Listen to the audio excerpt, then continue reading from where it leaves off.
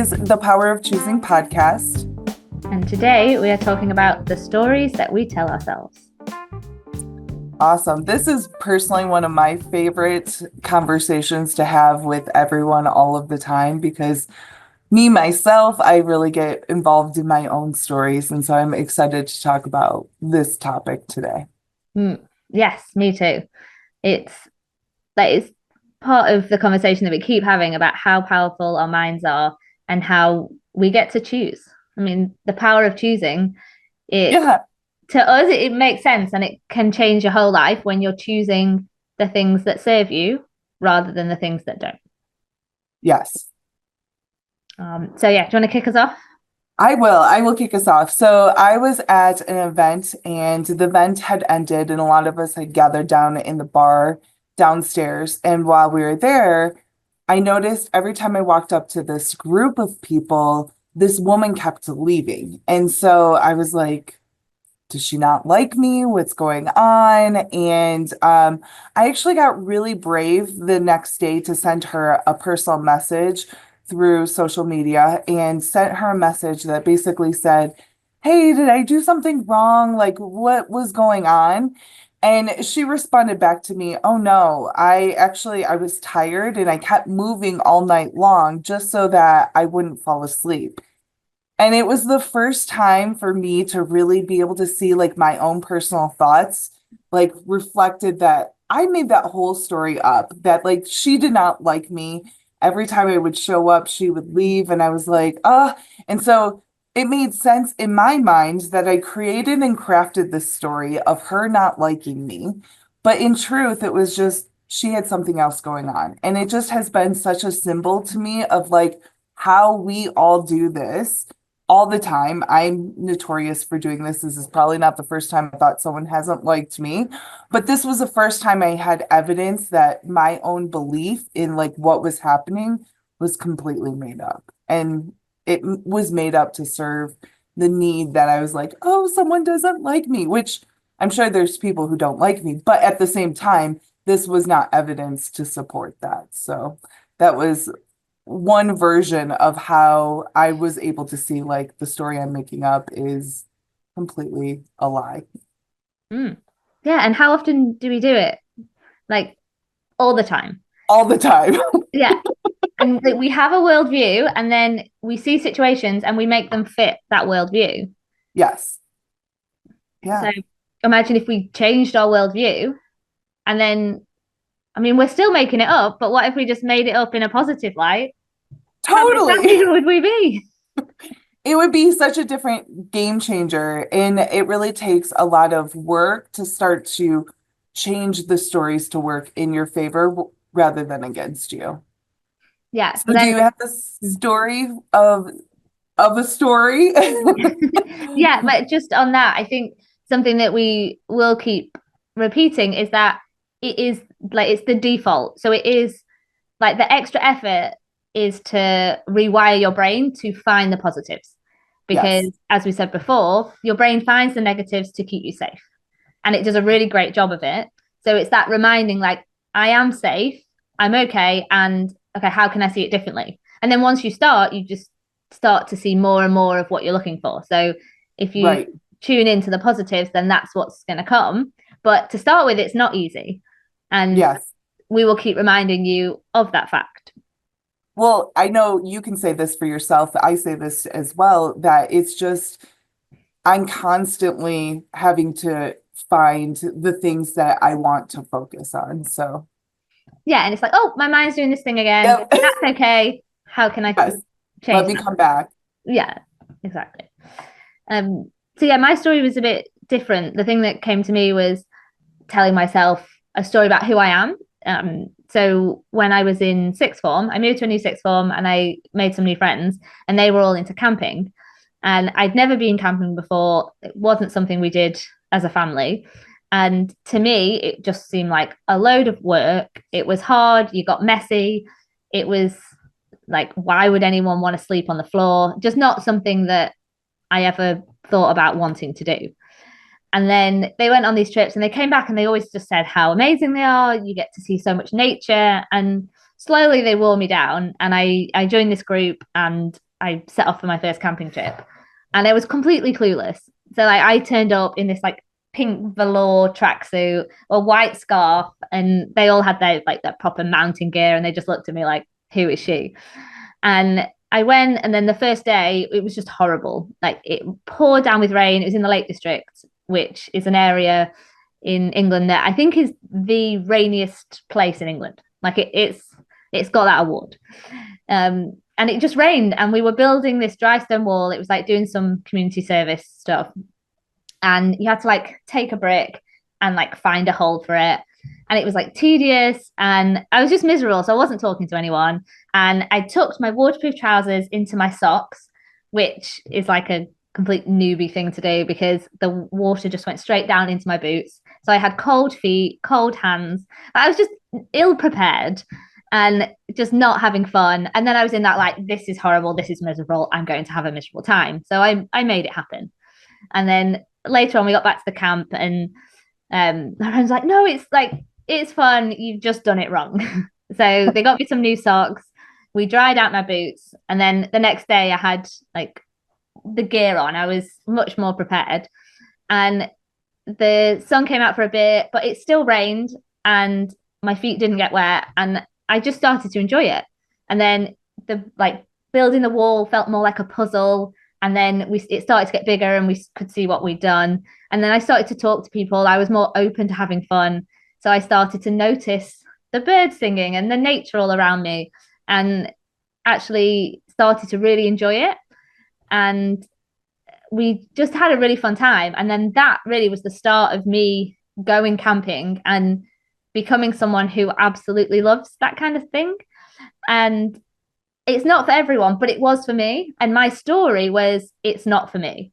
And if I hadn't have been persuaded and people dropped a few hints that actually maybe I'd love it, I would never have gone, and I wouldn't have had the most amazing experiences that I've had. And I've climbed mountains all over the world, and it's really part of who I am. I absolutely love being in nature. It really just like soothes my soul, and it's just that like that decision I'd already made that it wasn't for me that would have taken all that away from me.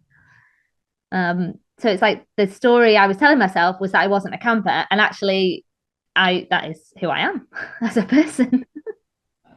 I love how both you and I gave two different like perspectives in the sense of like this was a whole story that you had cultivated and crafted within your own mind, and like people just kept being like, no, come on, it's gonna be fun, or the whole like you're doing it wrong in that kind of aspect where it's like they still were helping you so that you could like find your path to what's right for you. And so I just love like the narrative of like how we stay in our brains all of the time, and we craft and cultivate these stories that like they feel to be true. And it's not until we like challenge them and try something out do we get to a place where we can actually see a different narrative or a story and so forth. So love that. That's such a really great way to place that. Yeah, because then it's like our brains are so powerful. We can like they can literally decide somebody hates us. They can Yep. decide we're not this kind of person. We're not going to enjoy this, and that just like dictates how our life's going to go. So if Yeah. we're just a bit more open, like maybe I wouldn't have liked camping, but then there was the option to find out rather than just close myself off from it completely and never know. And then what you could have done and close yourself up from this person. Whoa, she hates me. I Right. hate her. Well, even as you're saying that, I'm thinking about how often do we, when we're sharing stuff, I don't necessarily gossip anymore, but when we share stuff with other people, we share narratives and explain like what happened in a way that suits our own narrative. So like there are times when like this person did da da da da da da da. Like there were things in my past where I just like cultivated and made this person be a horrible person because it suited my need. And what I'm not realizing is it's all a story that I made up about that person. So I could look like the hero, that I could look like the better person, whatever it is that is motivating me to make up that story. And I don't see it as story. I see it as 100% fact, and it's not necessarily a fact. It's just my perception of everything that's going on. Yeah. And it's funny, it happens all the time. And it's happened to me when, I don't know if you've had this, but in a coaching conversation where there's been like, I like silences. So you like just stare at someone for ages and then all sorts of stuff come up and you get to really good places.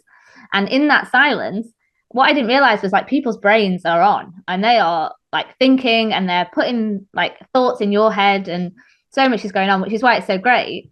But I've had it a few times where people have said, "Oh, you're really judging me right now," and and then I've like been like really confused, like, "Oh, was it like I wasn't at all?"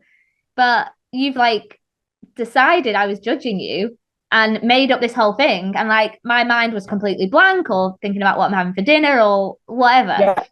And it's taken me by surprise, like, wow, so they've just like created, which we all do, this narrative that I'm judging them for something they're telling me, and it couldn't be further from the truth.